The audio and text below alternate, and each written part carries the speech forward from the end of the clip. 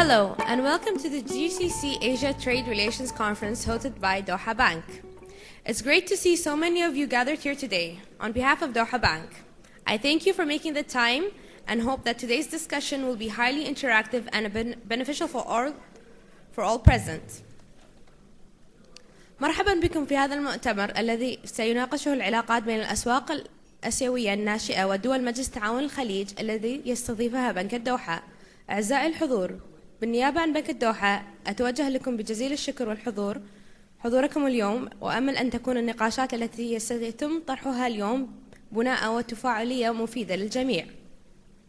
I now invite on the stage Mrs. Carly Renzi, Director of Client Insights and Solutions, ANZ Singapore.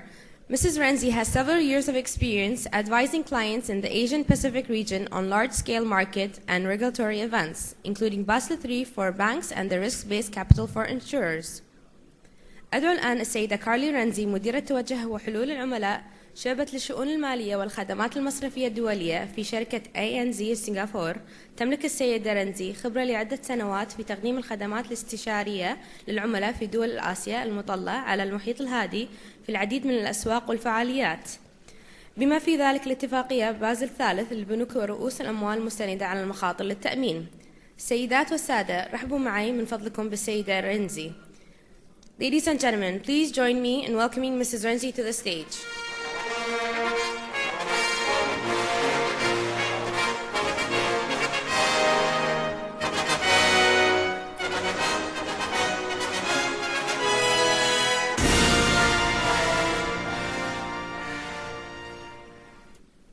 Our next speaker is Mr. Amr Al-Haddad, Executive Director, Middle East and North Africa, MG Morgan Chase, a prominent and highly regarded figure in the regional financial sector. Mr. Al-Haddad has spent the last 17 years specializing in trade finance and has occupied senior executive positions with leading multinational banks. متحدثنا التالي هو السيد عمرو الحداد، المدير التنفيذي جي بي مورغان في منطقة الشرق الأوسط وشمال أفريقيا، والذي يعد شخصية بارزة ومرموقة في القطاع المالي الإقليمي. قضى السيد الحداد السنوات 17 الماضية في تخصص في العمليات التمويل وشغل مناصب تنفيذية عليا في عدة البنوك العالمية الرائدة. رحبوا معي بالسيد حداد. Ladies and gentlemen, please welcome Mr. الحداد.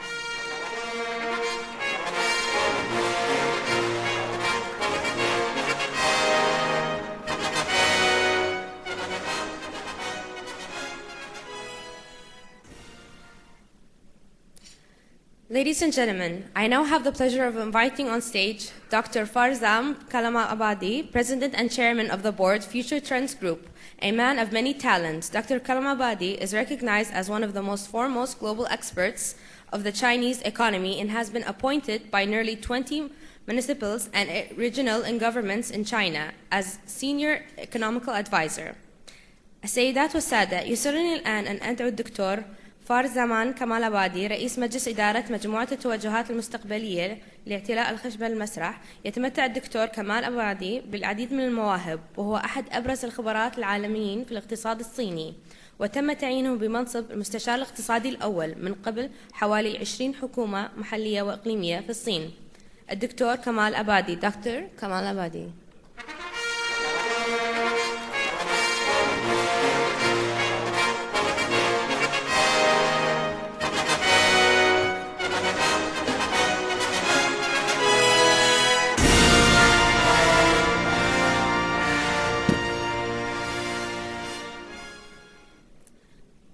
To get the evening proceedings started, I would like to call on stage the Group CEO of Doha Bank, Dr. R. Sitaraman, an economic expert and a prominent personality in the Middle East banking sector. Dr. R. Sitaraman is a recipient of numerous regional and international awards for banking excellence and holds multiple doctorates, including a PhD in global governance from the European University. أود أن أستهل فعاليات المؤتمر بدعوة دكتور آر سيتارمان، الرئيس التنفيذي لبنك الدوحة، وهو خبير الاقتصادي والشخصية المعروفة في القطاع البنوك في منطقة الشرق الأوسط. حصل الدكتور سيتارمان على العديد من الجوائز الإقليمية والدولية عن التميز في القطاع المصرفي، ويحمل عدة شهادات دكتوراه، منها الدكتوراه الإدارة العالمية في الجامعة الأوروبية. الحضور الأعزاء، الدكتور سيتارمان. Ladies and gentlemen, Dr. R. Sitaraman.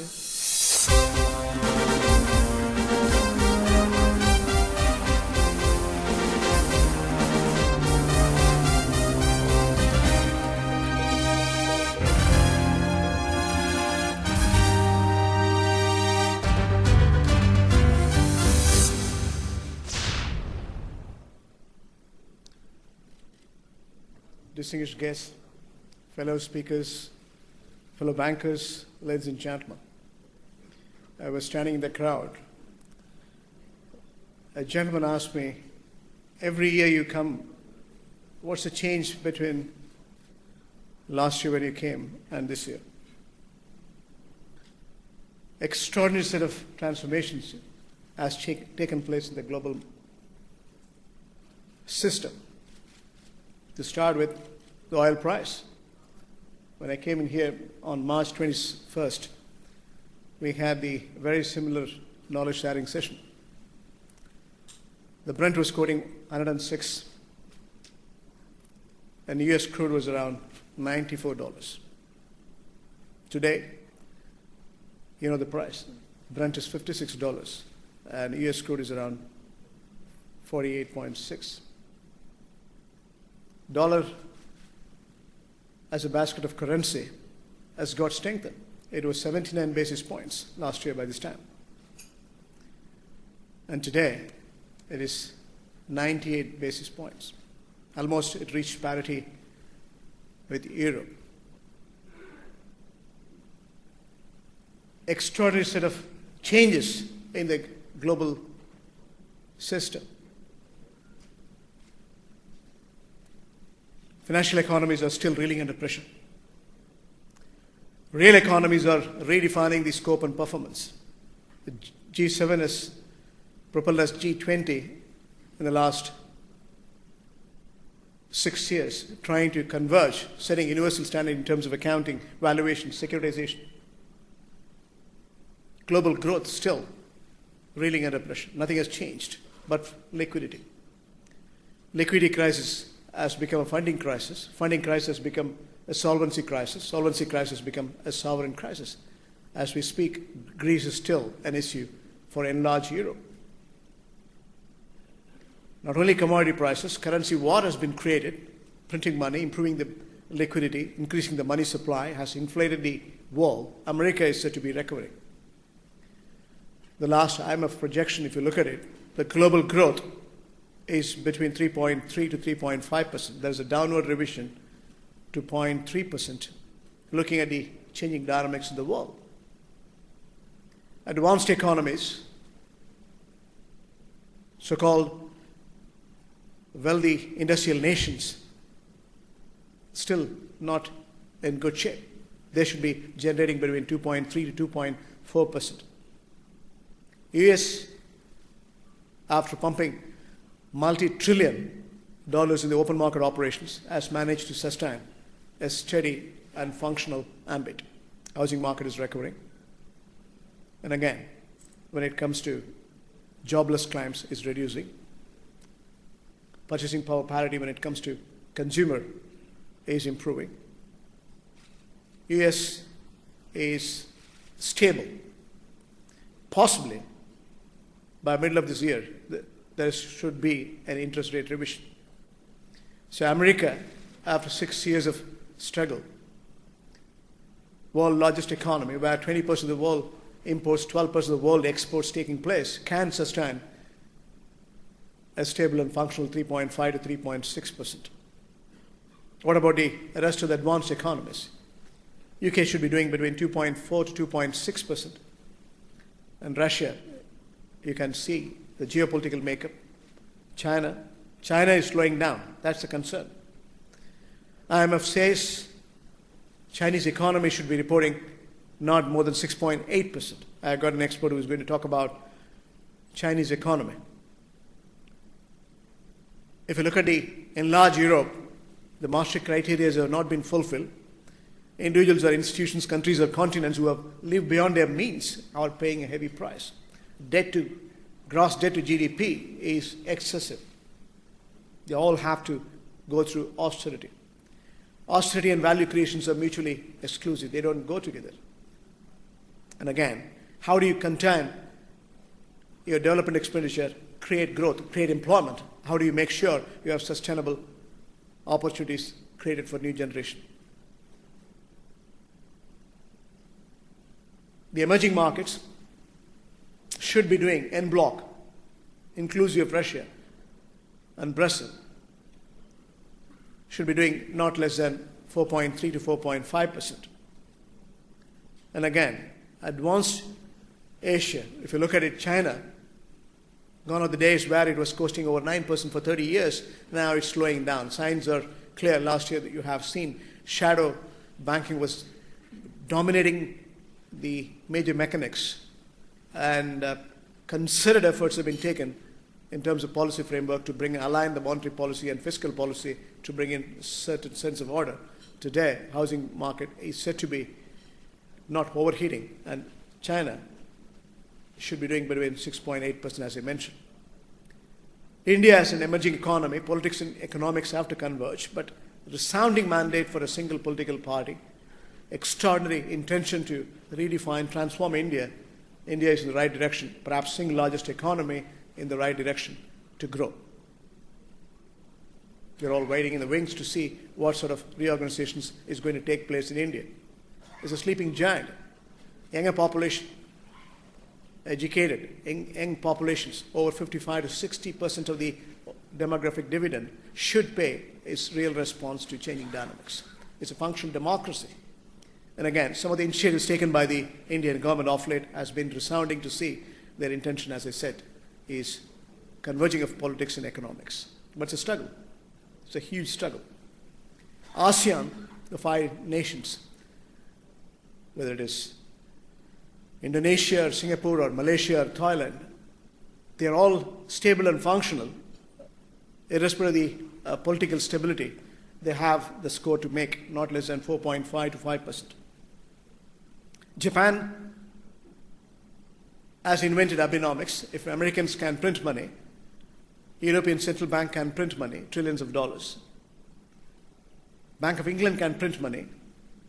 Japan has to come out of recession. That was the reason why Prime Minister Abe was pronouncing Abenomics, trillions of yens was pumped in the open market operations, and they should be reporting not less than 0.6% growth. This is the world you're seeing. In between, you have geopolitical makeup. You have extraordinary sensations, breaking news, ISIS, the calamities. Well, where we have 45% of the world oil, 25% of the world gas comes from. We have seen extraordinary political rebound. American sanctions have impaired Iran, and convergence between Democrats and conservatives, Republicans are not coming to terms when it comes to geopolitical makeup. That's creating new sense of reorganization. World at large is still under pressure. Extraordinary set of circumstances. If phase 1 is called Lehman Brothers or Bear Stearns, phase 2 is all about printing money, inflating the world. Housing market has recovered. Stock market has bubbled. Hot money was transcending borders everywhere. We could see markets getting inflated, real or fictitious. Currency war was created to create trade war. Now what we are going through is phase 3. So, the world at large is still in financial crisis. The world at large is going through human crisis. Eradication of extreme poverty, gender equality, ensuring universal health care, ensuring universal education, ensuring we fix the terminal diseases, ensuring environmental sustainability, rising sea level, increasing temperature, animal extinction, extraordinary set of carbon emission. How do we build global partnership to make sure sustainability comes in? How do we make sure global growth is going to sustain value creation which is going to be enduring for future generations? That's the issue all of us have got. We're all global citizens. The world is not fair and equal. It is unfair, unequal. We have to create a better world, equal world. Parity comes in, future generation is well off. How do we do it? That's a committed mission of every single global citizen. We need to build this partnership and realign the partnership to create values creations which are going to have enduring impact on the sustainability. That is the mission. That is a committed vision we all have to have. That's precisely G20 today is pronouncing extraordinary initiatives. But again, execution is an issue. G7 has become G8, G8 has become G20. Today, I had a very interesting question. One of my customers asked, what is global governance is all about? Corporate governance, we know. We have to set in transparency. Transparency is always a better perspective when it comes to functional makeup, policies or procedures or process. You set in your committed vision. You can cohesively run an enterprise. You have to take care of shareholders. You have to take care of customers. You have to take care of your staff. You have to take care of society as well. A good society can create good nations. A set of good nations can create United Nations. So global governance is integral part of your corporate governance. That's my answer. So how do we rebuild this wall? What sort of changes which are taking place in this wall? What's happening to the oil price? How do we look at the future in the Gulf states? What sort of change in market preference comes in? What are the changing business trends? What are the changing technology trends? How do we redefine our own business as a functional ambit? These are the questions we need to answer. To answer, we need to have a technical session. That's precisely the reason why we are here today. Changing dynamics calls for reorganization. If you look at a bigger picture, the market risk is measurable. When oil price is quoting less than 50% of last year's price, as I said in the beginning, what was the reason? Is the supply has gone up by more than 50%? The answer is no.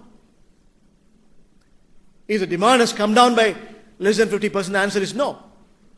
So what is it? What is this? Why such a sudden drastic measure? The answers are very many. It's not only demand and supply. That's one factor. Yes, there is an excess supply, hydraulic fracturing taking place. There is low-cost oil being produced. There is an excess supply as well. There's a demand which is marginally has come down. We consume, as on date, 89 million barrels of oil. We used to consume 90.2. That's an average between 2013 to 2014. There's a small regression. That's marginal. As I said, the dollar index has changed. When the dollar is weak, we hedge the risk by buying commodity futures. There are many chartered accountants are sitting here. When the currency is weak, we hedge the risk by buying commodity futures. Today, if you look at the commodity trading futures reports, there's nothing as futures. How do you catch the falling knife? Nobody wants to hedge the risk. We don't know when it will stop.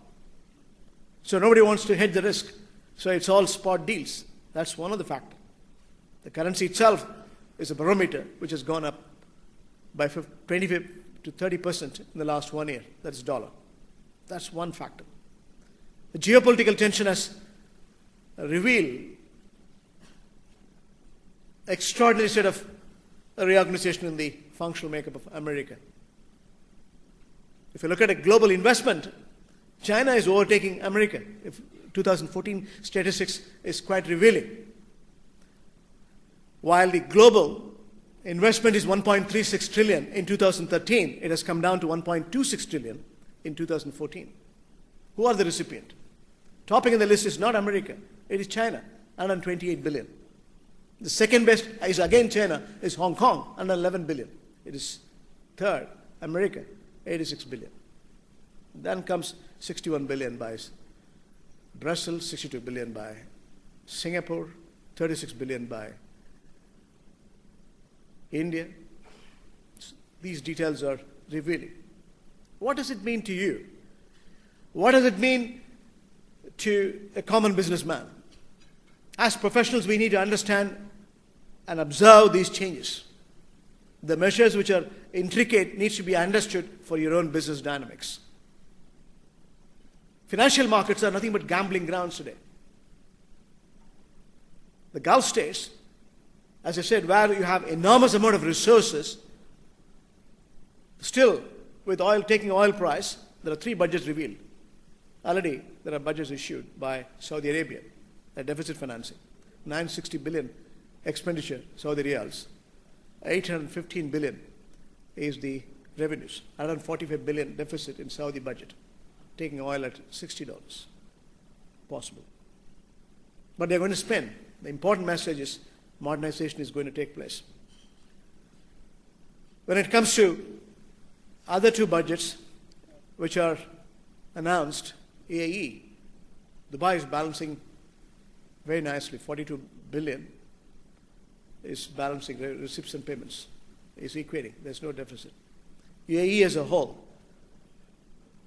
has to go through extraordinary reorganization, but again, the government expenditure is solid.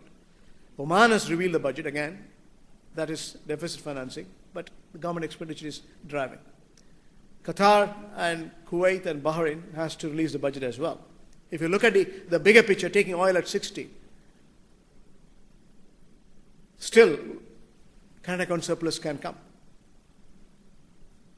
Fiscal surplus, possibly one or two states can reveal a fiscal surplus. We have a sovereign funds over 2.6 trillion that's being invested in multiple markets in multiple sectors. The stability of the region in terms of financial spectrum, financial stability rather, is given. We have momentum between 5 to 6% in aggregate terms is given. Countries have set in extraordinary visions to modernize. Vision 2020, Vision 2030, Vision 2025. There are multiple long-term, long-sighted policies have been evolving. The projects, airport, seaport, road, rail, networks are expanding. Non-hydrocarbon growth is visible. Hydrocarbon is getting marginalized. The stability of the region is given. Try to understand this. There's no need for panic. Even when the oil price is quoting at $60, it's short-term phenomena. How long it will sustain oil at 55 or 60? Oil price will bounce back. If you look at the bigger picture, supply chains which has emanated of late, their break-even is $60. The Gulf states' break-even is far, far less. So nothing to be panicked. There's no need for us to be panicked. And again, when it comes to commodity-driven economy like this, you have a sustainable breakup in terms of non-hydrocarbon growth. Our reserves and sovereign funds is sufficient enough to take care of the deficit finance, which is short and medium. The Gulf states can rebound by sustaining an aggregate growth of not less than 6% in the years to come. There's no question. But at the same time, we are also seeing the reorganization in the global space. We need to align with the changing market preference, including trade, including investments, including banking, including finance. We need to realign our business. The alignment has come between the Gulf states and the emerging economies. Because, as the reasons which I mentioned, over 60 to 65% of the incremental growth comes out of the emerging economies. That is precisely the reason why we thought it's appropriate to bring in the synergistic opportunities. India, as I mentioned, is an extraordinary set of reorganization is envisioning. The current fiscal pronouncement is a landmark one, watershed one. A stable and functional government is there. Policy makeup in terms of fiscal consolidation is there. When it comes to infrastructure creation, a committed inflow of investments has been targeted in terms of policy framework, and extraordinary measures have been pronounced. Conservative and cautious, the Reserve Bank has exercised twice the interest rate cuts, and we have seen import of inflation was over through oil price. Now there is a consolidation taking place for financial stability. Inflation is 5%. And financial stability visibly should be reporting not less than 8% if these policies are implemented. What about China? More than me, someone who is more authentic can elucidate further. We also have to understand the currency market is getting revitalized in multiple form and substance. While dollar index is revealing, strengthening, everyone understands dollar is a universal currency, whether it is petrodollars or central bank exchange reserves its dollar. Of late, renminbi yuan has set in new footprints. We have seen the reflection in terms of trade settlements. Even the Gulf currencies are aligning by entering into currency swap. I was with the central bank governor in China last April. Qatar has signed for trade settlements through renminbi. Similar deals have been engaged with UAE, other Gulf states to follow. Globalization of renminbi is in the making. To elucidate further, I have a gentleman from JP Morgan to showcase what are the changing dynamics in the currency and what sort of functional makeup renminbi is in the global currency makeup. He's going to explain. People are questioning the reorganization of the banking spectrum. Banking business model is changing. It was in 2006 when the financial crisis was not there, when the world was booming. 2006, many of the Gulf states have pronounced Basel II. Many of the advanced economies have not executed Basel II even. Now we have Basel III. What is this animal called Basel III? What sort of governance makeup you need? If Basel III was prevalent in 2008, if Basel III was executed to professional perfection, Lehman Brothers would not have happened. 78 times of the shareholders' money was leveraged. That was Lehman Brothers. As such a shareholders' equity, if you look at the normal breakup, between 8 to 10 times. You can leverage. You have to leverage. That's how credit creation comes in. In substance, you have to leverage within your means. You don't leverage beyond definition. You have to operate with the shareholders' money. Financial institutions devoid its purpose if you don't recognize whether you run a private bank or a local bank. It is public, it is global. You have more than customer deposit, trusted financial institution investments than the shareholders' money. That's why it's important we recognize the governance as a structured solution. But the changing dynamics are revealing the world at large was creating financial crimes by disregarding the universal set of standards which needs to be observed in terms of ethics and morality. Financial institutions were defrauding a common man. In substance, that's the reason why we have had this crisis. It was all right as long as asset price inflation was all there. When the housing market collapsed, investment banks, which issued AAA gilted securities certified by rating agencies, collapsed. It is, in fact, it transcended the borders, impacting the real economies as well. But who is to be blamed? The regulators have failed. The rating agencies have failed. Politicians have failed. Countries have collapsed. But we have realized we need to have governance to global set of framework. Universal mission in terms of setting the standards was invented in the name of Basel III. Capital rules have been changed. Off-balance securitization was evaporating. Setting standards to make sure we have considered universal framework comes in when it comes to execution of financial institutions. That's precisely the reason Basel III was pronounced. Those changes are vital for us to see through. Extraordinary sort of governance, whether it is market risk, operational risk, credit risk, liquidity risk. We need to have standards which are measurable, manageable in global framework. And that's precisely the reason Basel III is important for us to understand. It may or may not be relevant to you. You may or may not be a banker sitting across. We thought it's appropriate to bring a lady from Kali is from ANZ. So that is the precise theme of today.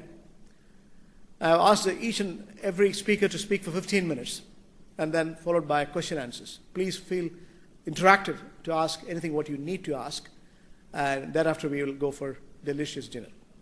Thank you, ladies and gentlemen, for your kind attention.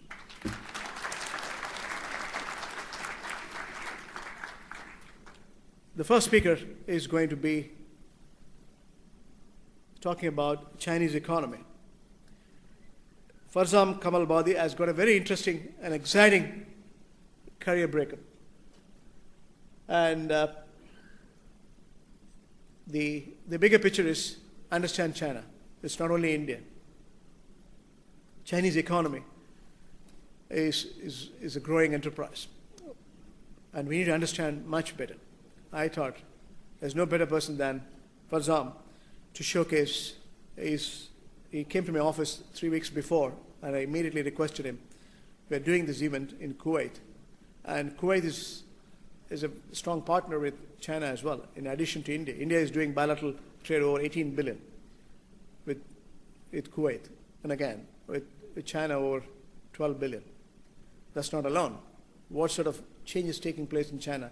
How strong China is all about? What sort of opportunities exist in China? To answer, ladies and gentlemen, let me have the great pleasure of welcoming Mr. Farzam Kamalabadi, President of Future Trend International.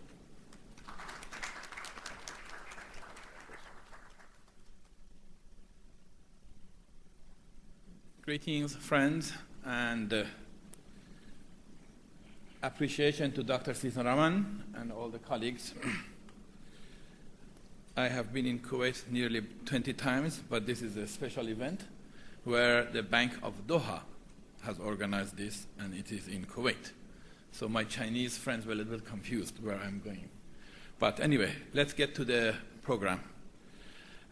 I often try to do something that one page has all my lecture, if you wanted a short version.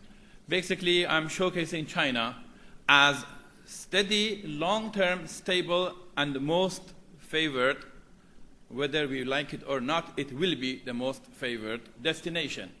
Whether it's the destination for outbound investments, inbound investments into your regions, or partnerships. And it is the place for the future where the large-scale mega capital will be deployed and grown, augmented. The story of the augmentation of capital. As we say, parking and growing the capital. And the foundation of my theory, is it too loud? I know, yes. Been a butt. Okay. The reasons behind it is the new stage of China, the third phase of the new China, which I call, and which is now popular in China as the new long-standing norm. And there is a full opening process that we are not aware of where China is going to. And this is set in motion, and it will be exited or completed soon. And it means there is a creation of what I call the new US, the new Europe, the third. It is a new Singapore, except 10 million square kilometers and 1.5 billion, not 1.3 billion people. And that system, the China that I know, is not the China that people talk about. When somebody says, I'm in China, I'm signing a contract with the government, I tell him, which government of China? There are 56 million members of the government. Which rate? What the China I'm talking about is a systematic, holistic, total China, not partial, not fragmented. So how do you have systematic access to win a major market share and grow and ride? So, again, the full text of the lecture is here. What we say, the new mega opening phase is a phase where China accepts a 6 to 7% GDP for the next 20 years. In order to understand this, the new long norm, we should understand the analogy. The world macro processes three events: the discovery of the North American continent, a mega world processes, the Renaissance, and now the emergence of China to the world community. It is in parallel with the past two processes, but much bigger. Why? Because those were regional, but the impact was global. They were temporal, but the impact was long-term. The same thing with China's emergence to the world. So remember, these are the equation changers of the world history.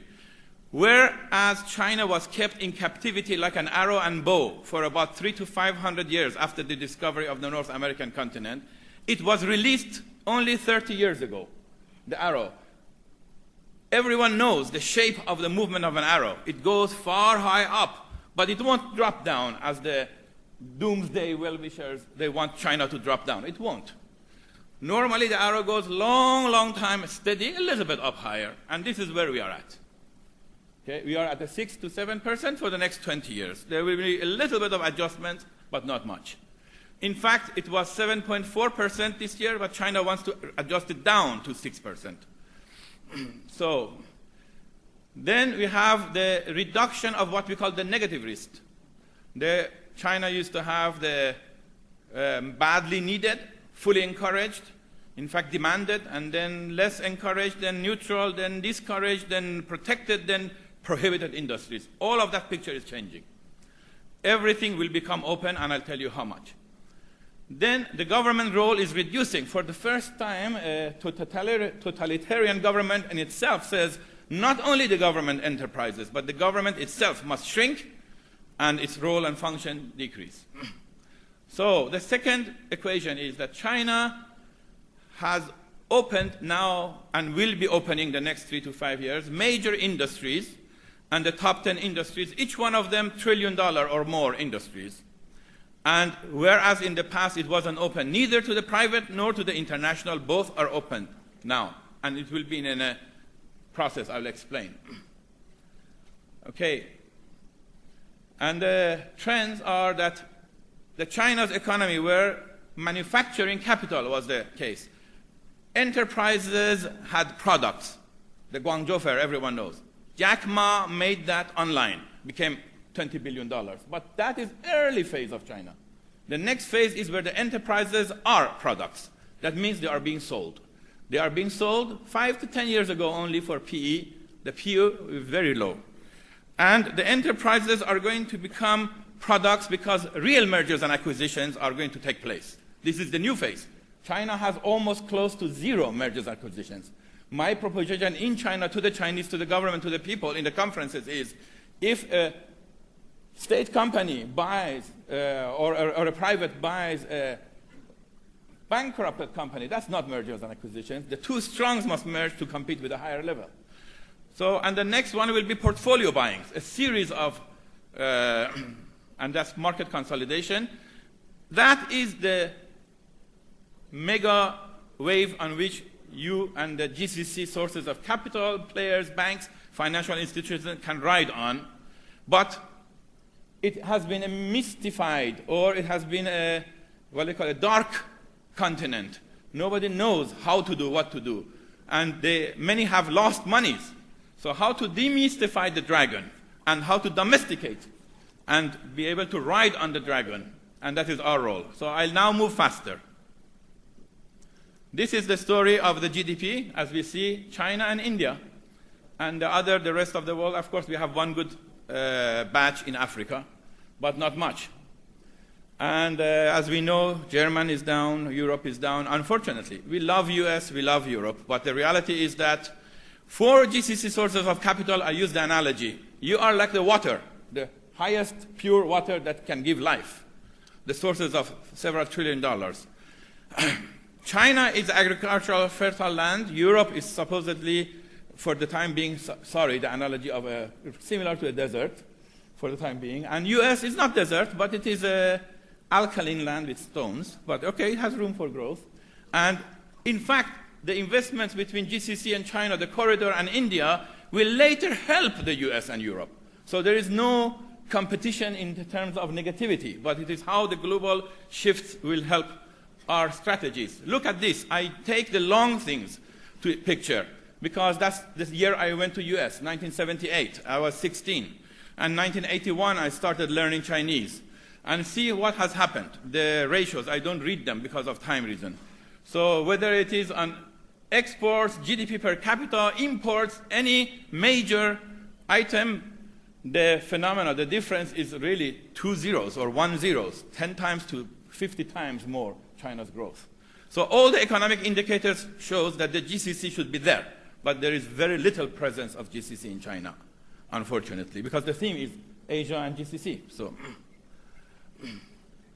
okay, China shows 35 years of consistently open door policy and GDP 68-fold, that means times. And the negative list, that means the blocks that you could not enter, is now opening. The bank, the financial institutions, film, entertainment, media, even what was supposed to be the throat of the Communist Party, fully open for foreign. That means many of the new ideas will also enter China, has already entered China. Okay, renminbi will be evaluated. I will always, but this is your expertise. It's going to come down a little bit, but the total trend will show the other way. So I call it the real estate of currency. It's an analogy. Currency itself is real estate. Of course, real estate has its own problems also. Anyway.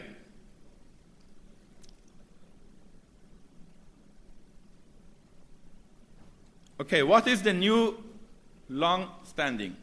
GDP, as I said, transparency is open, government role reduced, we have thought. This is very important.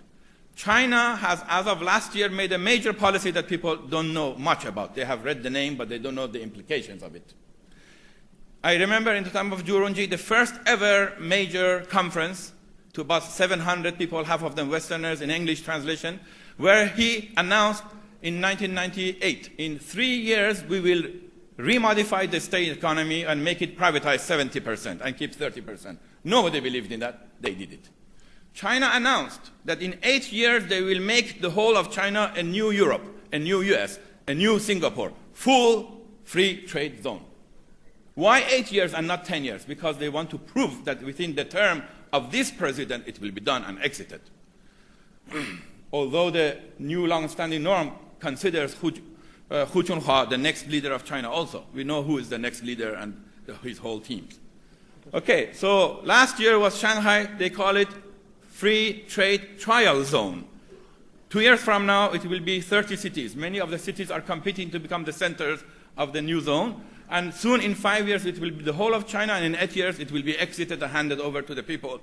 And what does it mean? It means private and foreigners will be participating multiply times in China.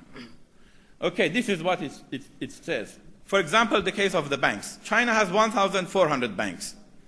In Singapore, there are 3,000 foreign banks, and in China, only 200. Most of them only rep office. China, that increase will happen very fast, within 8 years. So this is the projected industry size.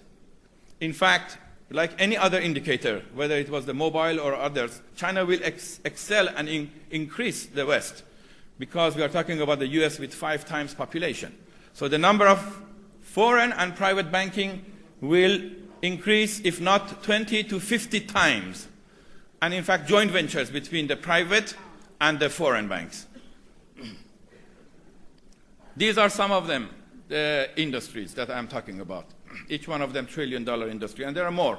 For example, education, we haven't put there, and many others. So how you would ride on positioning, the right time, and how you would ride with apologies?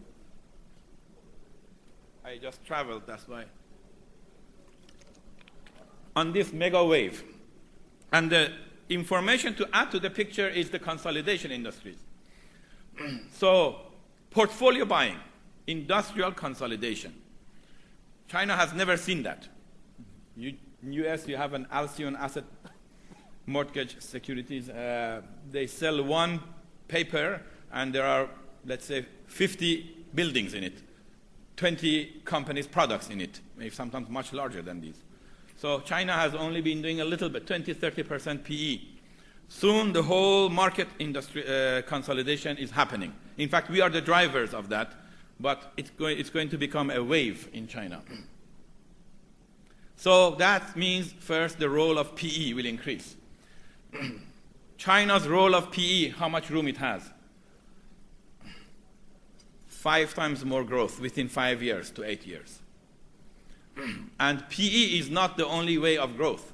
As I said, if you're talking about, I use this, especially the Rockefeller case about 100 years ago and about a 10-year period, whereas they owned only 2% of the crude oil of the US, and they consolidated, and within 10 years, they had 90% of the crude oil of the US. In China, many industries will be consolidated in a similar manner. That means the new Chevrons of China will be created. The new Schlumbergers of China in the oil and gas are being created. And the new Cargills of China are being created. And all the new John Sawyer and Sons of China are being created. These are the examples of the West, whereas your capital, that water, needs to be in water tanks. and then irrigate the whole systems, the smaller players aggregating. And here is what it is happening.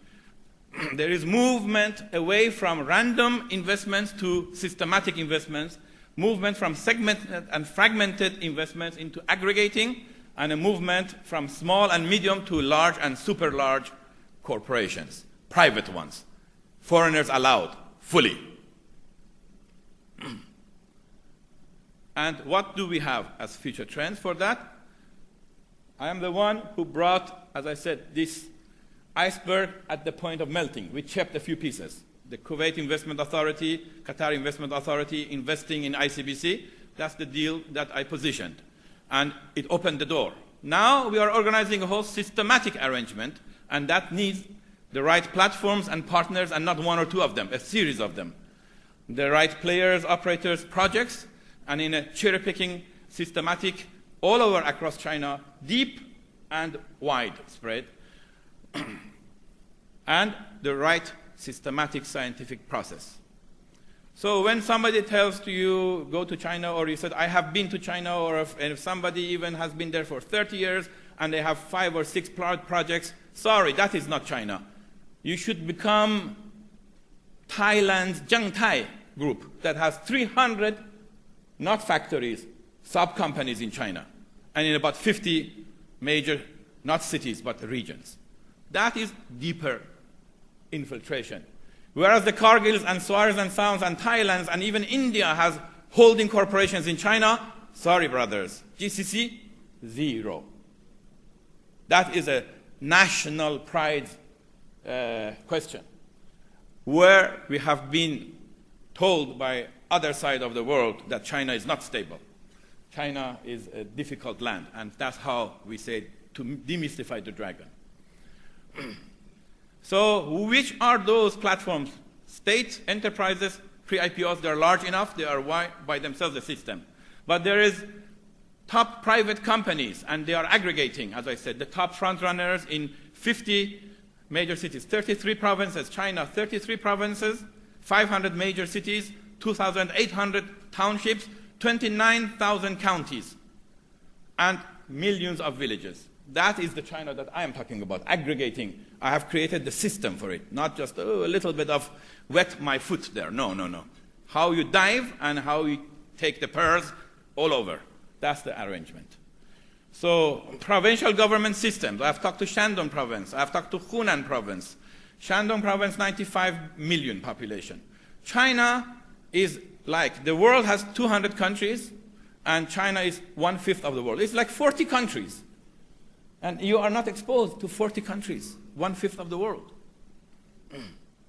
Very little. Okay, we have prepared all of these as the recipient end and also as your, what I call the meridian points, the sensitive points where you touch and you distribute. So basically like your hubs.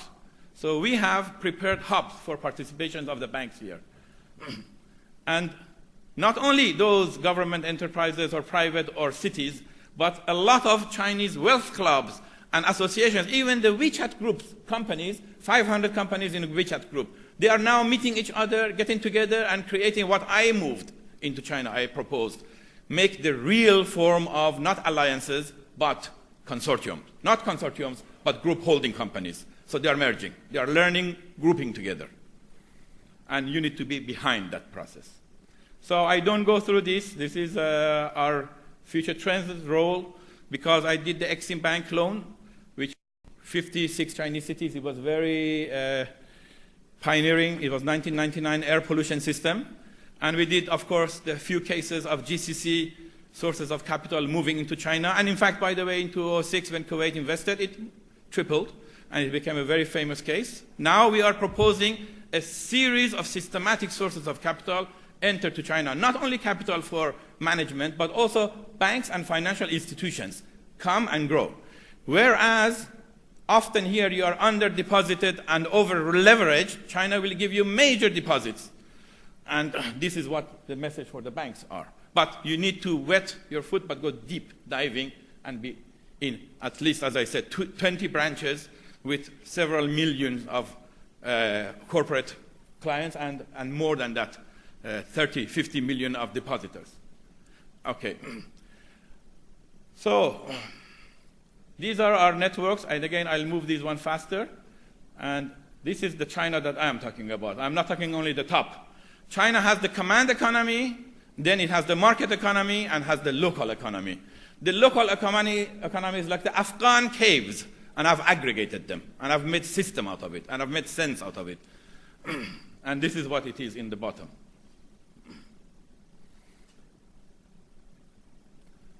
Why the trusts, and I'll show just one case. We are almost towards the end, so I don't think I will be much over the time. So it is what I call, I had the image when I was starting to learn Chinese. I said the whole globe is in my pocket. I look with the eye of the universe and look at the globe and the world's destiny, as you mentioned, from family to tribe to city-state to nation building now to planetary unity. China is a major contributor. Therefore, I learned the language and I went there to bring this integration. So with that in mind, I have taken China as an easy place or matter to deal with. I've visited 500 cities and 1,000 counties. None of the existing Chinese national leaders has visited China more than I have done. So these are what I have made into a system. I put this here as a case. On the right here is this is the signature of President Jiang Zemin and Premier Zhu Rongji, and they signed the name of, and this is called top secret. It used to be top secret. This is future trends, where we have changed the policy of China. The motto of class struggle, communist ideology, I changed to peaceful rise of China and to harmonious society. So major national ideology change. Recently, you will see all over now in the China Daily that has announced the noise I heard, the sound I heard.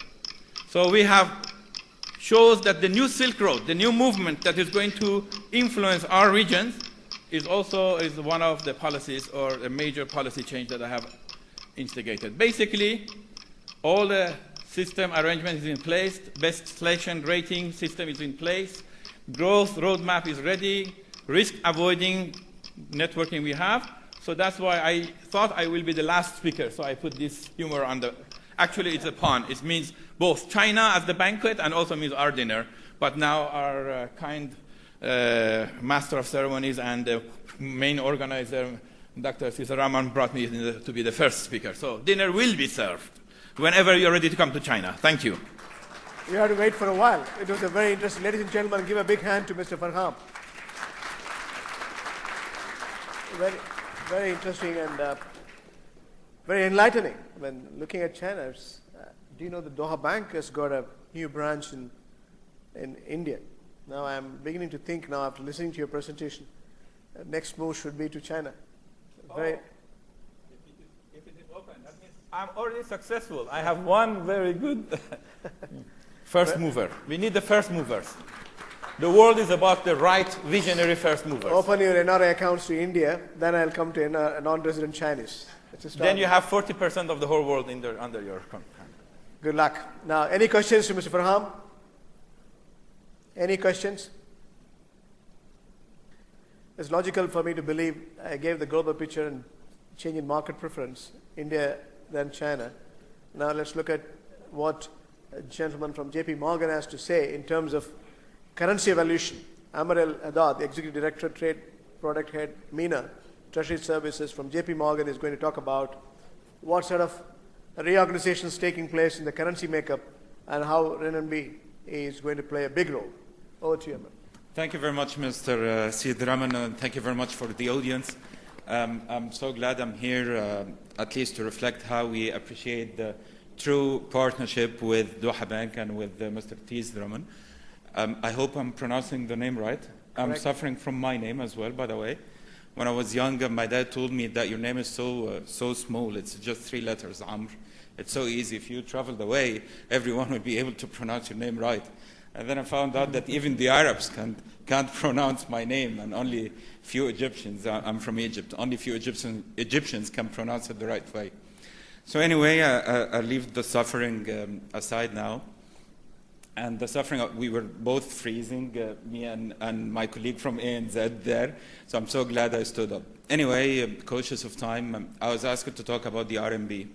And as Mr. Sidraman said, all the changing dynamics of the currency, what's happening in the world, the growing importance of the currency and the trade flows between China and the rest of the world. But I just thought that I can't really talk about the result before I talk about the incident itself. We can't talk about the RMB before we talk about the trade with Asia and the importance of Asia and the Middle East trade flow. We can't talk about the result, which is the RMB, before we talk about the incident itself. In fact, Mr. Tizraman and Dr. Kamal made it very difficult for me to talk about anything. I think they covered anything. I prepared a couple of words like namaste and ni hao, and then even Mr. Kamal spoke in Chinese in the middle, and the accent was amazing, so my job became very difficult. Anyway,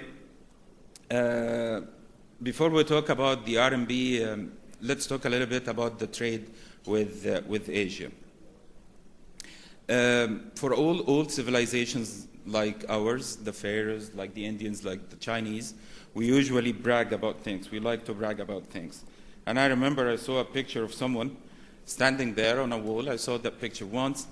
And the explanation under the picture was that this is a pharaoh, and that there was just a round thing like a bowl underneath his feet. And this is a football, and we were the first to play football. And it could be a watermelon, and the guy was just thinking how to take it off the ground.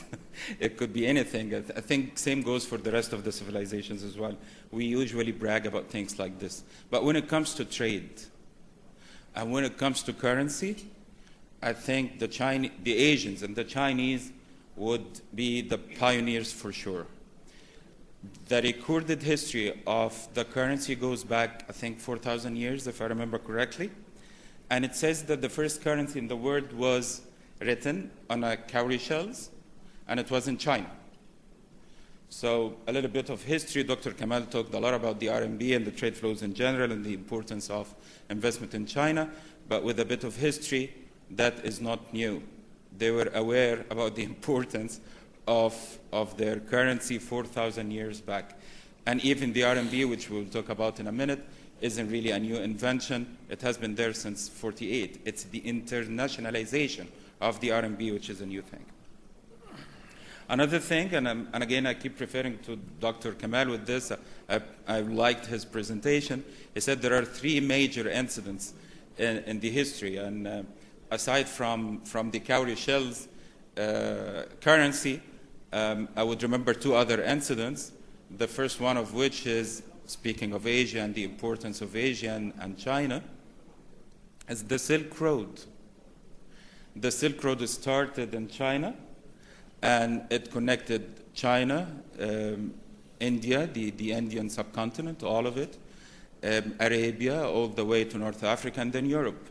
Trade started there. Trade was important 4,000 years back and 2,000 years back, and it all started with China and India. There is a chance, if you closed your eyes and you aimed at the air, then there is a chance of 40% that you will aim at an Indian or a Chinese person. So obviously, trade would start there. The third one for me is, I don't know if my colleague from ANZ or Dr. Sidraman will talk a little bit about this. I'm conscious of time, I'll talk a little bit fast about it, is the outsourcing. The outsourcing for me was, and although it was there since the Renaissance, probably, or maybe before that, the idea of giving someone the thing or the part of the industry that he can excel in, but the outsourcing in the modern, as a modern term and in the modern world, started in India. Started between GE and I think the Prime Minister Rajiv Gandhi, if I remember correctly, and it all started there. And it was the basics of what we currently call the fragmentation of the industries. And we will talk a little bit about that. But anyway, let's see a couple of graphs quickly. Yep. And it says it all. And the first one, in the top left one, it shows you the percentage of the growth of GDP and the percentage of the growth of the merchandise trade in general, and the elasticity between both. Between 1990 and 95, you will see that there is sort of an equality. GDP is at the same level of the merchandise growth, but see with a little bit of growth in the GDP, see what happens to the trade. I'm trying to take you to a chronological order of things. Trade, then Asia, then China, then India. So with a little bit of more growth, see what happens with the merchandise. Then from 2005 till 2011, there is another factor, an external factor, which is the financial crisis, and there was something completely different. But what I'm trying to say here is trade does not get affected as much as the other banking products, if we can call it this way. With the financial crisis, trade will always grow. There will always be needs. There will always be people buying and selling.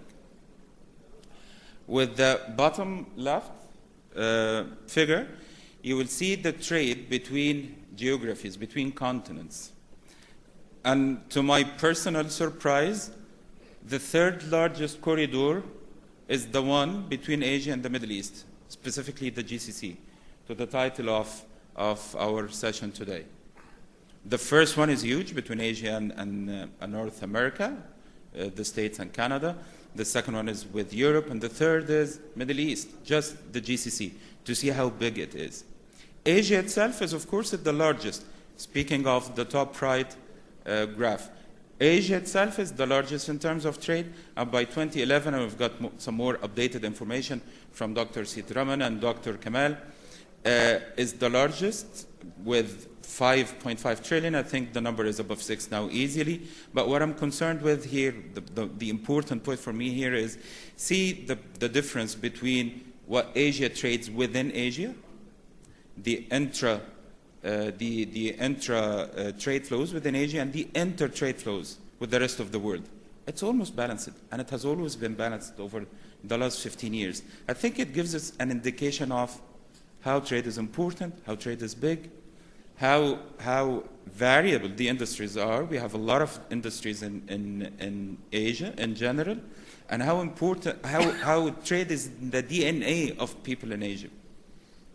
Last one, and in speaking, we've talked a bit about China, and now India. And again, when I saw this graph, I felt a bit happy. I'm based in Dubai, in UAE, and I saw that UAE is the third largest partner to India. You'll see that the European Union comes first with 27 countries, the US, and then UAE. And you would realize that 3 out of the top major partners to India are Asians: UAE, China, and Singapore. All right, moving on. We talked about Asia in general, and we will talk about the RMB.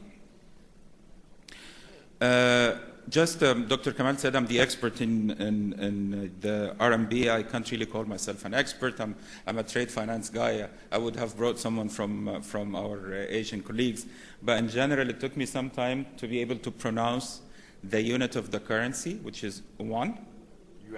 Yuan. Wow. Just to set the stage and make sure that we're using the same terminology, the RMB to the yuan is like the sterling to the pound. This is the unit, and this is the name of the currency. Inside China, locally, the currency abbreviation is CNY, while we say CNH to refer to the offshore transactions out of China. I'll not really go through all the slides, but this shows you the progress, what happened with the RMB throughout the years. It goes back to 1948 when the Chinese, or the People's Republic Bank of China, the Central Bank of China basically, came up with the idea of that currency, and they pegged it to the dollar. And they pegged it at 8.26, something around that number. Life goes on, and it went all the way till we reached the 80s, and it went down to 8.11. And during the 80s and 90s, when it went up dramatically to 1.5 to the dollar 1.5 to the yuan or to the RMB. And during that period, when it was so low to the dollar, some experts say that it was under-evaluated, but the Chinese made a huge benefit out of that. When the currency itself was under-evaluated, they opened doors. They exported a lot. They compete against the Europeans and the US and the mega powers, if you like. They could do that. And in 2005, the currency was fixed at a range of 8.11, and then the last rate that I've seen at least was 6.28. Again, the experts are saying that it could be under-evaluated. The currency is stronger than that. All the way, and Dr. Abadi talked a lot about the commoditizing the areas of production in China. Before I come here, I was talking to one of our colleagues in Singapore, and he told me about Qinghai. I'll not compete in how to pronounce the names. I'll speak the normal English I can speak of. But Qinghai is one of the 5 very strong financial centers, one of those commoditized areas where the RMB will be dealt with onshore, I mean within the mainland of China. However, it's an offshore area. Very beautiful area, very industrialized. It's like those beautiful places in Dubai where I'm coming from, and in Qatar as well where Doha Bank is. Beautiful place. Long journey.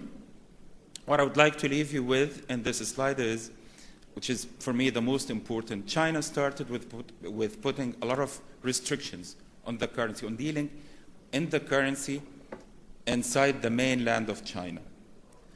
Over the years, all the way from 48, and then when they started thinking of dealing offshore in the currency in Hong Kong and so on, over all those years, they were lifting the restrictions in dealing with the currency on an offshore basis a year after the other in a very good plan.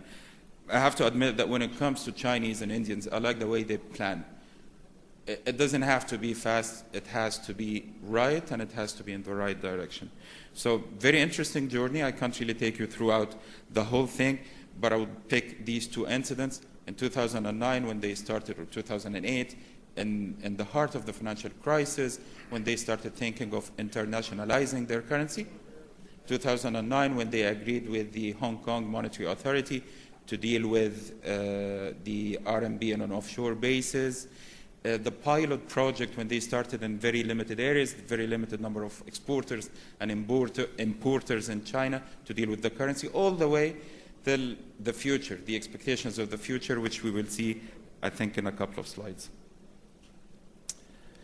All right, pros and cons of dealing in RMB. We've covered that, and I think Dr. Syed Rahman and Dr. Kamal talked a lot about that. But in brief, if you as an individual or as a trader, as a banker, as a CFO, would think yourself of, what are the pros and cons? Why should I have RMBs in my hand? In some parts of the world where I come from, we feel like, and probably both of you fellows have sort of alluded to that, we feel some cultural difference. When we say RMB, I feel like I'm so used to the dollar, I'm so used to the euro. This is something I've seen. If I said RMB to my 6-year-old daughter, she'll not understand what I'm saying. She'll probably just leave me alone and go play somewhere else. But if I said dollar, she will give me the FX rate today. She's capable of that. So there is that difference, but we have to admit something. You can't ignore it. It's so important, it's growing, right? You can't really ignore that. So pros and cons, if I am dealing in RMB, I said one of the cons, but if I'm an investor, if I'm dealing with China, if I would like to hedge, because I'm importing and exporting to China, if I would like to hedge the risk of the currency, then I would keep RMB, I would deal in it. I would not say no. If I would like to open that huge market of China, and one of the conditions is to deal in RMB, I'll definitely say yes. I'm an investor, I'm a trader, I'm a producer, I would like to go to that market. I can't ignore 1/5 of the world and 40% of the power. All those numbers are amazing. I can't really ignore them. In general, what we're seeing in the market as well is that with the risks of using the currency, we've seen some amazing numbers over the last few years. In March of the last year, I think the number of future, the futures, the treasury product, the number of future agreements which have been signed was a record of 6,000. And when it comes to the open interest hedges, it was over 23,000. So we reached a huge number, which tells you that people are interested in dealing in RMB. The thing is, they're just trying to hedge that risk of the future dealing, but they're interested, they're doing it day in and day out. We're bankers and we love numbers, so quickly through some numbers. The left one, the left figure shows you the percentage of the number of transactions. To give you an example, to explain that, if you have 100 transactions of trade finance worldwide, what is the percentage of those transactions in RMB within the payments, trade finance, securities, and the treasury? To make the graph easier for you, in terms of payments, you can see that it went all the way up from around 0.9% all the way to almost 2.4%. And don't think that the 2.4% is a low number, because the US dollars has been there for years and years and years, and there are a lot of political factors behind the strength. 2.4 made the RMB the second strongest currency in terms of payments in Feb 2015, the most recent statistics. It is very strong when it comes to the number of payments. Let's remember the petrodollar, the importance of using the dollars in the oil industry, all the remittances, people living in places away from China. These are all usual customers of dollars. But if we see that trajectory of growth and the payments percentage of the RMB, then it's a big success story. In terms of trade finance, it would go up and down, it will fluctuate, but I would refer that not just to the importance or the strength of the currency, more than the fact that the trade finance itself is being affected worldwide, as Dr. Sidraman talked about this, I think. In terms of transaction value, and the same for products, it's a similar story, more or less. Trade finance there is fluctuating, again, because the thing itself, the trade finance is fluctuating. Payments is growing more or less in a steady base, and treasury, and we will talk a little bit about treasury in a couple of slides, is stable with a bit of fluctuations. In terms of payments, let me take a bit closer look at the payments. See that graph beautiful. You may not be able to see the numbers, but I can tell you that it started in October. The graph starts at October 2013 all the way to December 2014. It started with 135,000 payments, and it went all the way to 350,000 payments. A huge growth for a currency that is not called a dollar or a euro or something that we're very familiar with. Let me jump, because I heard that beautiful voice, let me jump to the future a little bit.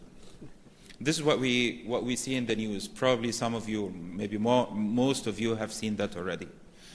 The Chinese and the Central People's Bank of China think of the growth, or think of the clearing business, the clearing banks, the settlement banks, as was said by my colleague here, as a good way of unfolding the growth of the currency. So maybe Dr. T.S. Rahman alluded to that. Qatar, this was a week or 2 weeks back, Qatar, Singapore, Canada, and Malaysia, I think, signed an agreement to establish a couple of clearing banks in Toronto, in Canada, and in Qatar, a couple of clearing banks that will work in clearing the currency in Qatar. Something that would show you the growing importance of the currency.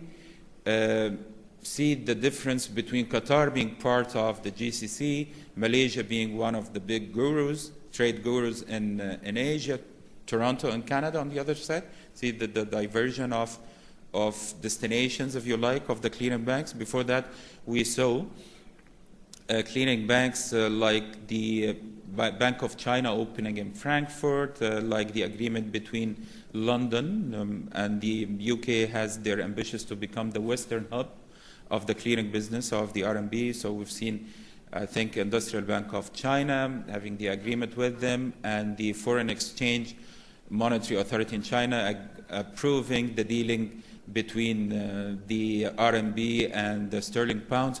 All signals. It shows you the signals of growth. It shows you the healthy growth over time. It shows you how people are realizing the importance of the currency. If you personally ask me, will it grow further? Just to close my session, you will have your portion of warmth here. Will it grow further? Yes. I would say yes. Personally, I'm sharing my personal opinion with you. Would it grow to become like the dollars? Then I would say I don't know. Because it's not just the financial factor which would impact the level of growth. There are other factors. There are political factors which we or I can't talk about right now. There are geographical and geopolitical factors as well behind how much it will grow. But will it grow? Definitely yes. Is it something that we in the finance industry, be it bankers or treasurers, need to talk about it? Definitely yes. But how much it will grow, this is a much bigger subject. So with that, I'll end my 15-minute session. If you have any questions, of course, you're more than welcome. I'll stay for a while if you would like to. Any questions to Mr. Amar? To ask me a question. If I know the answer, I'll give it to you. If I don't know. It's a very interesting subject. What's the, let me start with. In the global currency makeup as on date, RMB is, what's the percentage of utilization?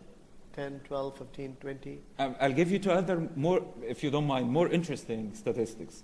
One is the level of utilization of the RMB in the documentary trade, my business, now is 10%. 10%.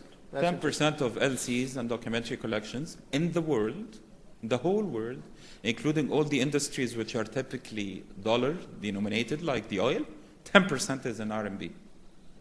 So, is it a substitute for a dollar? Yes. Will it become a substitute in this century in true respect? Yes. I wouldn't say yes. Okay. That's substitution is, I think substitution means like, okay, dollar, Mr. Dollar, you're not going to be there for a while. I'm the leader. It's a longer discussion, Dr. Sidram, and I can't say yes or not. Yes or no is a bit of, there are many factors that would affect that growth. It's a longer discussion. We need to talk about a lot of things. Okay. But will it grow? I can confidently say yes. Will it compete? It's already competing. That's a very interesting answer. May I give one point? Why please do. There is an invisible factor why it will be, and much shorter. And that is as exactly what you said, the non-commercial, non-financial, but it is what I call the emergences of the populations. China is on the verge of a massive movement of outbound. That means we don't know the implications of what has happened, the policy that I started in China, and that is the new Silk Road. They call it the road and the belt. That means at this time about literally 100 million Chinese are mobilized very naturally by just the sheer propaganda or promotion, or that, wow, this is the 60 countries of the world that they have to move into. And they are coming on tourists, investors, and also settlers. And when that comes in the 10 years to a little bit of maturation, this is a fact. This is the invisible factor. Yeah, could be. Very interesting analytics. Good. Ladies and gentlemen, give a big hand to Mr. Amar. Thank you. Thank you very much. Two things are bothering me. One is my bald head. I wear a cap, but still I'm facing the cold. It's freezing here. And second thing is, you don't know unless you stand there how irritating it is if somebody is on the phone. Please help the speaker by engaging yourself on the podium than on your personal conversations. We are about to finish after this speaker as such. Please observe silence. Now, the next speaker, as you mentioned, it's a very important concept of Basel III. Whether you're a banker or not, it's interesting and exciting to know what is Basel III is all about, what sort of capital rules we need to observe for a public financial institutions. Over to you, Kali Renzi from ANZ, Director of International and Institutional Banking. Hi, thank you for having me. So before I was a banker, I actually represented Australia at the Olympics in judo. So if I see anyone looking too bored about regulatory reform, just be aware. So after we've had the rise of China and the rise of the RMB, we get the rise of regulation, which is such an exciting topic, and I know that you've all been waiting for this moment. Why is it interesting to corporate treasurers is something that I had to grapple with myself, actually. I've been talking about regulation for 10 years now, and it's usually to other banks. So I've travelled around Asia, originally around Australia, and then now around Asia. I'm based in Singapore. talking to banks about what Basel III will mean for them on their liability and asset sides. So when I was asked a couple of years back to start talking to corporates about the implications of Basel III, I was a bit like, aren't they the passengers? You know, why would they want to see what's under the hood? But actually a very large corporate CEO, one of the CEOs of the companies that were shown earlier that own just about everyone, said to me that they want to know about regulation so that they can understand what the carrots are for their banks. What can I give my banks that will make them want to do business with me, that will make them want to put money into my corporate facility? And you know, what's the business that they don't really like getting that I'm going to have to soften or sweeten the deal with? So let me talk to you about how you might want to do that. And to start it off, we'll look at drivers of the banking regulation in the first place. So the BCBS, Basel, not a herb. Actually, this is the regulatory body based in Europe that works out how to keep banks from falling over. It all started with a German bank back in the late 70s, actually, with Basel I. And then, as Dr. Sitharaman was saying earlier, then Basel II in about 2006. And now we've got Basel III, which came in around about 2013 for most jurisdictions. And now they're talking about Basel IV. But ultimately, regulation's usually got the three kind of prongs to it at the moment.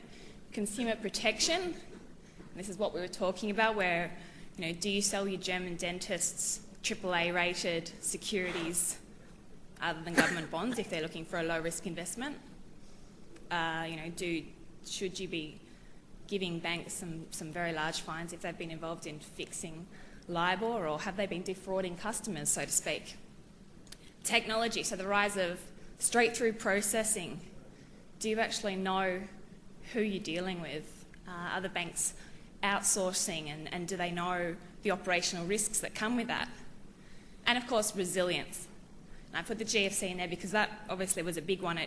It really showed the interconnectedness of financial systems, not just the banks, but the insurers, the funds. And then as a result of it, we saw a large global deleveraging across the corporate space also. So if I move on to the components of Basel III, and what are they trying to cover off on?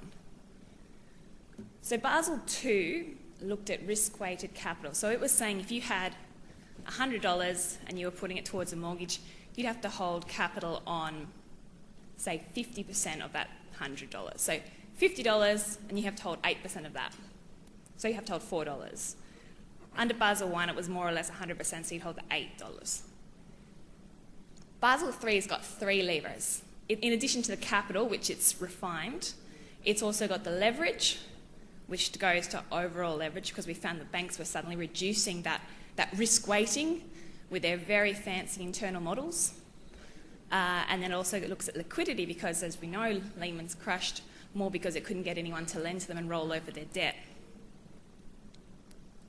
So if we move on to liquidity first, there are two quantitative tests that come through in Basel III, and there are a number of qualitative factors too, including the board oversight and governance. But these quantitative factors are important. They assume a severe stress scenario like what we saw in the GFC. The first test, 30 days, says the bank has to see it through, assuming that it has around about 3 rating downgrades. Now, you've got to remember, a lot of the contracts that banks take for investments will have clauses in them that say, if the bank is downgraded by more than 2 notches, I'm shifting my money out. So where it's got those sorts of clauses, the banks have to assume that, per this test, that money's not sticking around. So they can't then invest that money in their long-term assets. It has to be invested in what we would call high-quality liquid assets, like government securities. Now, the regulator has defined what it would call sticky money, money that's going to hang around in a crisis, and what it would call hot money. Hot money might be money from other banks, so interbank lending is now very bad. But because we know that it's not just banks that sort of are all interconnected, it's also insurers, funds, they've actually gone broader than that, not just interbank, but any business you have, any transactional business you have with financial institutions, you have to assume 100% runoff. That money is going to go in a crisis scenario because it's likely that those customers will also be having their own liquidity problems to deal with. The net stable funding ratio, the second of the tests, is a one-year test. It's not quite as severe, but it's obviously a protracted period, and it's looking at what funding needs to be there to fund assets that have a longer maturity than 1 year. In terms of the assumptions and what it means, you can see from the table that retail comes out very well.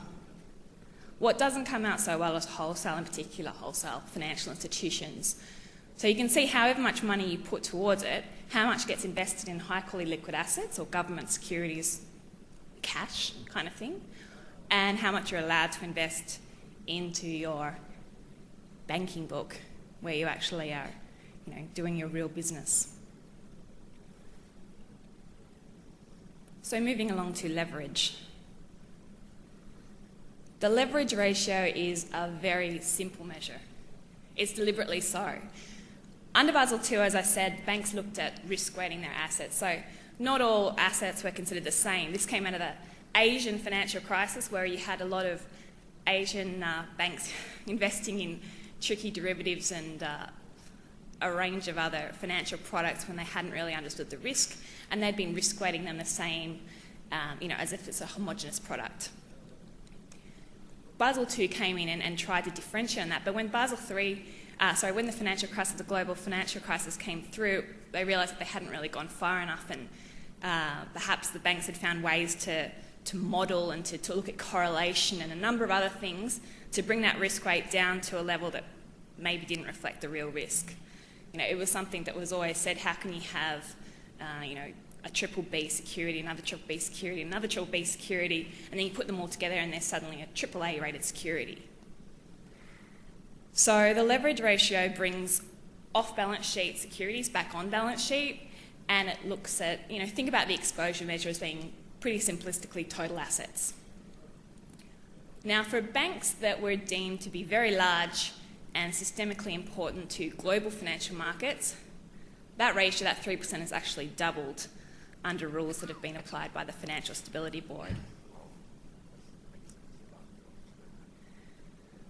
This is just an idea of the sort of leverage. So although we are, improving the rules around leverage, you can see that banks have still managed to reduce their equity as a percentage of total assets over, a fairly long period. So the banks were kind of, winning versus the regulators. I'm not really sure if that's the right word for it, but now we're sort of starting to realise that we need to be a little bit more careful, and perhaps it's not appropriate to have, less than 3% of capital to the total assets. So although Basel II did look at capital, Basel III went further, and it looked at both the quality and the quantity of capital. Has anyone here heard of Basel III bonds? Go and raise your hand. Anyone heard of Basel III bonds? COCOs? Yeah, we've got a COCOs, yeah. Okay, so contingent capital securities. In the past, banks would issue subordinated debt or hybrid securities, and the idea was the investors in these notes got a higher rate of return than senior debt, because in the event that the bank was going bad, they wouldn't get their money back. Of course, during the GFC, they did get their money back, because banks were worried about being sued, and it was found that it wasn't really enforceable, the subordination. So the regulators have said that if you're going to rely on capital other than the highest quality shareholder equity, then you have to put clauses into those capital securities that make it absolutely clear that that money's gone in a crisis, and that crisis is going to be as determined by the regulator. It's going to be a vague concept of when the regulator determines the bank to be non-viable, or it's going to be as a ratio of your shareholders' equity. So if your shareholders' equity as a proportion of your risk-weighted assets falls below 5 1/8%, then that capital is gone. You can see that the levels have also increased on top of that minimum capital level, so the shaded area are your buffers. Once you start eating into your buffers, you can't pay dividends. So you can see how well that would go down with shareholders. So obviously for banks, it's really encouraging them to hold a lot more capital, better quality capital. And in addition to that, they've also improved some of the risk ratings so that, or looked at them a bit more closely to make sure that they more accurately reflect the risks that are being taken by banks. Now the key is, what does all that mean? And you can probably make some extrapolations on that. It does depend on the jurisdiction that you're looking at. So Basel III, all the best endeavours of the Basel Committee was to make it a globally harmonised reform. However, national regulators do take their own stance, and in the GCC in particular, we've seen a lot of gold plating. That's been the case throughout Asia, in fact. And actually, if you want to go further than that, although the Asian banks came through the GFC pretty well, they've been the first to really go down the path of Basel III and implement these new measures. America's still looking at Basel II, and Europe has had so much pushback on implementing CRD4, and the national regulators there have all got additional changes and new measures for things, and now talking about Basel IV, so still some time away. But you can see the milestones up there. These are the Basel Committee milestones. Some countries have speed-tracked it. But we are already starting to see the implications of this, and we've seen a number of banks, despite the fact that these deadlines haven't approached, they're already implementing and they're already reporting on them. And they're doing that because shareholders, credit investors and rating agencies are kind of becoming quasi-regulators, if you will.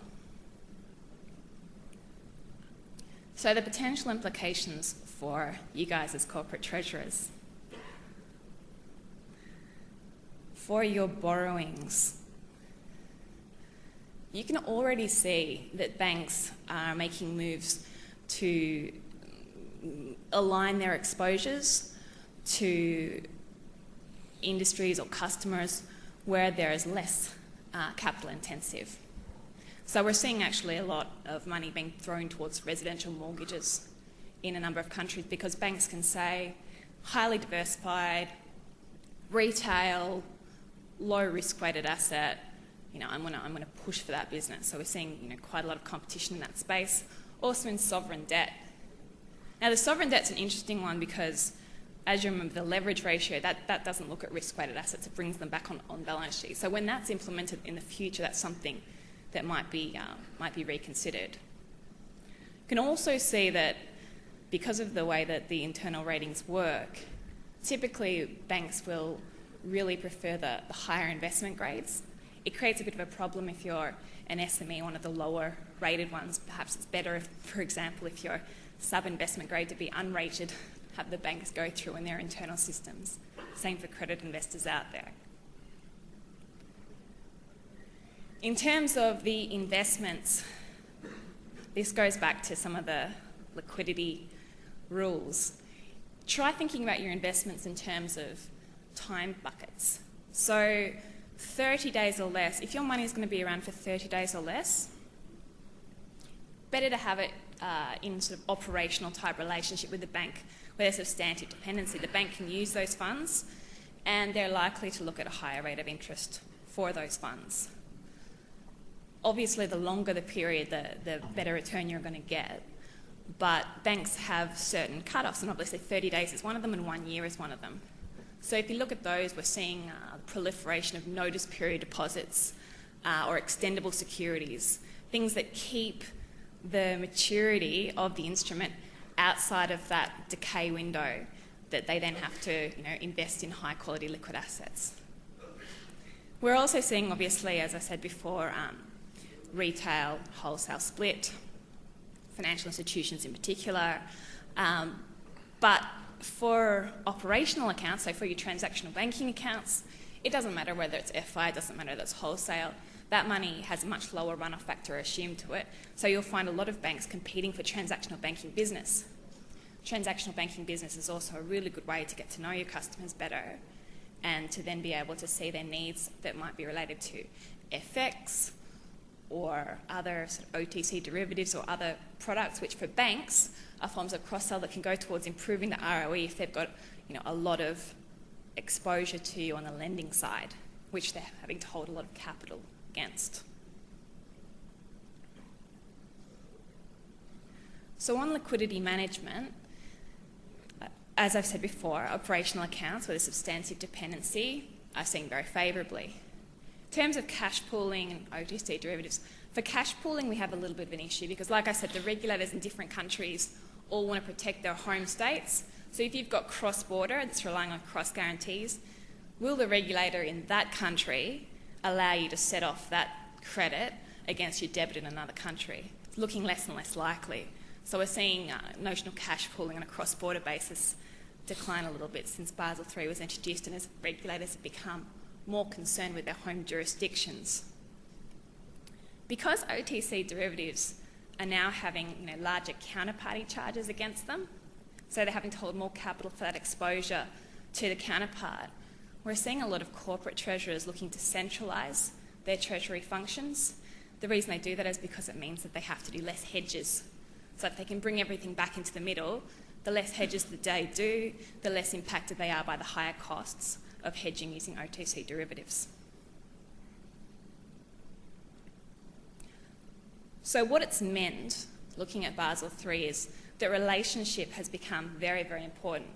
For corporates, it's become very important because you want to know that your bank's going to still be around and support you in times of crisis. For banks, it's become very important. If you're lending to a customer, you're not going to meet your return hurdles. You have to look at multiple products. You have to be able to sell in more to that customer, and they have to be able to recognise that you need to make your returns as well in order to continue the business. And ultimately, we see what happens if you do borrow from an unprofitable bank and they fall over. You can be left in a bit of a trouble. So, to conclude, what are the implications of Basel III? I think more importantly, it's going to come down to bank competition. Anything could happen. Although you would say banks will reduce their risk appetite, balance sheets will shrink, actually anything can happen as banks compete for business, and we're seeing very divergent strategies, although there are a few things that still hold true. But I will leave it over to questions because I'm sure people have some specific things that they want to ask, and move on. Thank you. Thank you. It's a technical presentation, really oversimplified. The message we get out of this is don't excess leverage, play within your norms, and ensure liquidity. Liquidity and solvency are two criteria. If you over-leverage, if you're under-liquid, then again, your solvency is endangered. That's the message we get. That's many of the businessmen should learn out of this. Any questions to Carly? Bankers, I'm sure, have understood. Non-bankers? Yes, please.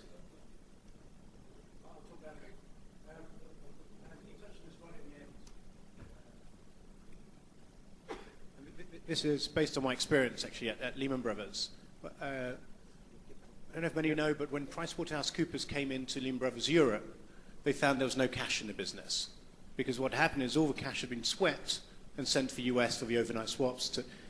And very famously, Gordon Brown, the Prime Minister of England, asked for his money back. With the Basel III regulations, are we going to see the likes of the UK regulator permitting that? Because although there's capital at a global scale, in specific countries where the operations are very large, there may be nothing in a crisis scenario. Yeah, it's a really interesting question because the fungibility of capital and liquidity is something that's becoming more and more restricted with the regulations that are coming through. So you have your regulatory requirements on the group level, but in addition to that, you've got your regulatory requirements at the subsidiary or at the country level, and the two might not match. And you do have the risk that the regulator will stop you from pulling that money back out, so you have to assume that you can't a lot of the time. And it does depend on the regulator that you're talking about as well, because different regulators do it differently. The US are being very specific that they don't want money taken out of the US. UK are also going down that path. But they're probably the first two and the most restrictive as yet. But I think that it's something that will develop further. Good. Right, ladies and gentlemen, give a big hand to three eminent speakers. Farzam Kamalabadi, who spoke about Chinese financial stability. And again, Mr. Amar Al-Dad from JP Morgan on RMB. And last but not least, Kali Renzi from ANZ. I'm sure you must have enjoyed the session as much as I did. Now, the final part of the session, I want to thank the Kuwait. Kuwait is very special for me. One is my community people. Yesterday they received me. I should thank Mr. and Mrs. Sarana Bhavan, owner here, Natrajan and his Mrs. They gave me food. I felt at home. People are very warm. They entertain me and they enjoy receiving me time and again. I owe to Kuwaiti people and their hospitality, hospitable, and their friendliness is much appreciated. We also want to strengthen the relationship. Now we have a new branch in India is operating. Those who want to open accounts, please do contact the manager Kuwait branch, Mr. Ahmad Meza, and also there's a designated desk for India. We want to facilitate non-resident Indians here and the Indian business community also. One, Mr. Nanda Kumar is here. I have three distinguished visitors with me. They're going to hand over after selecting three of the attendees. Who is going to? Let me ask the speakers to select. That's a better way of. Farham, can you select one? Okay. I'll ask my head of HR, Mr. The Chinese really like gambling. So. Yes. Okay. What's the name? Dr. Suhail Kumar. Sushil Kumar. Sushil. Wow. A diplomat is in place. Let me request Mr. Abdurrahman Mohammed, please come. He's an Indian second secretary. Okay. Let me have the pleasure of welcoming him. Thank you, sir. And Good luck, always. We have a prize for you. My head of human resources has come from Qatar. He will hand over the token of appreciation.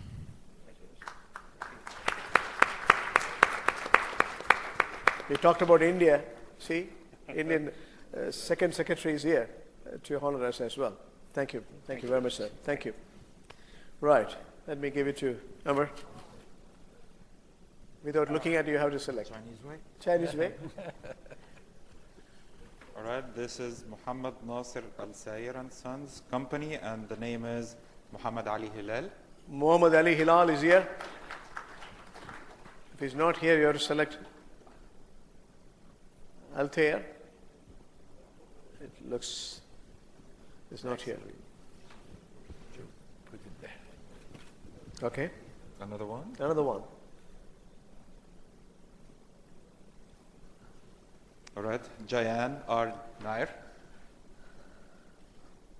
from Samsung. He's here. Ahmad Meza, can you join the dais, please?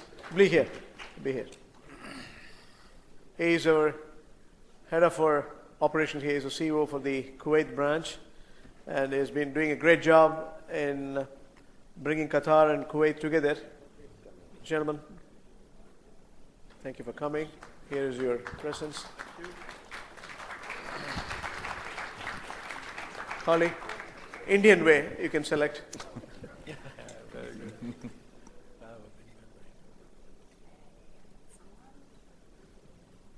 What's the name of the lady? Saleh Burud from Al Amana Group, General Trading Company. Here we go. Let me ask my head of international, Mr. Ganeshan, to come to the dais as well. Please come, Mr. Saleh.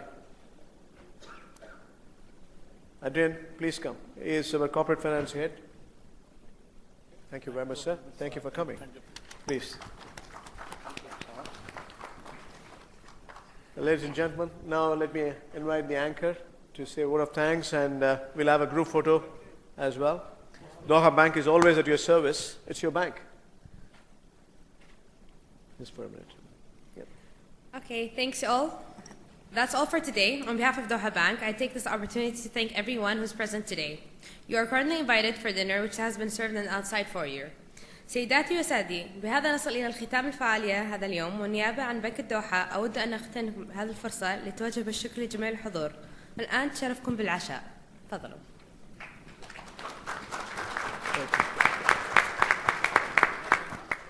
That's it? Okay.